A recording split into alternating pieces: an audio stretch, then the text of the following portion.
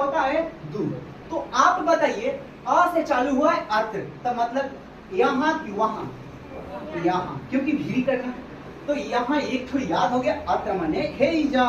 ऐसे बोलोगे तो और याद रहेगा, अत्र माने ओहिजे ओहिजे हेजे, अत्र माने हेजे। अब तत्र माने तो हमें वहां, तत्र मतलब वहां, दो गो याद हो गया।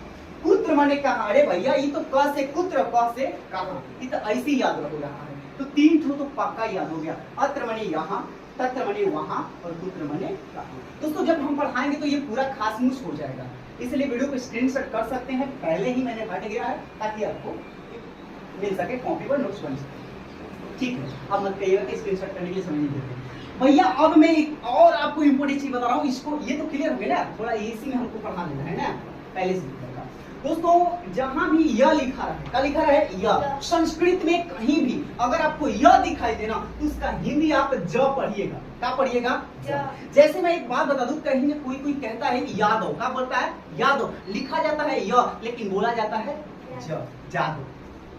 ठीक है, तो य का मतलब ज समझिएगा, ये भी इंपॉर्टेंट रूल है। अद मतलब नीचे ये मिटा जाए तो भी देख लीजिएगा। तो दोस्तों ठीक है, अब आप लोग देखा यदा, क्या चीज यदा, दा का मतलब ही होता है ब, संस्कृत में दा मतलब ब, क्या होता है ब, दा मतलब क्या होता है ब। तो समझिए दा मतलब क्या होता है ब, य का अभी समझाए य माने ज, तो यदा मतलब य से ज, यदा मतलब जब।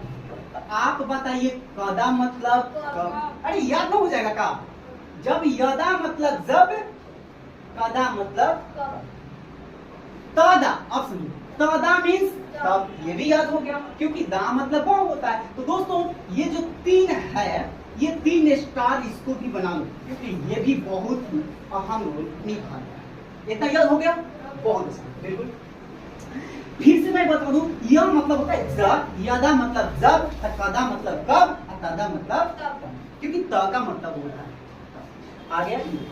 और बात आती है कि ये याद होए या ना होए, कोई बात नहीं, मत भाई 6 गो याद हुआ ना, 7 गो, ये 7 गो याद हो गया तो काम हो गया। आइए चलते हैं। मैं कह रहा हूं कि अगर संस्कृत में कोई भी प्रश्न लिखी जाती है, संस्कृत में कोई भी प्रश्न लिखा जाएगा, जैसे मान लो तुम संज्ञा पढ़े होगे, क्या पढ़े होगे, तो संज्ञा किसी व्यक्ति, वस्तु, स्थान, भाव आदि के नाम को संज्ञा कहते हैं, आप लोगों ने ऐसे पढ़ा होगा।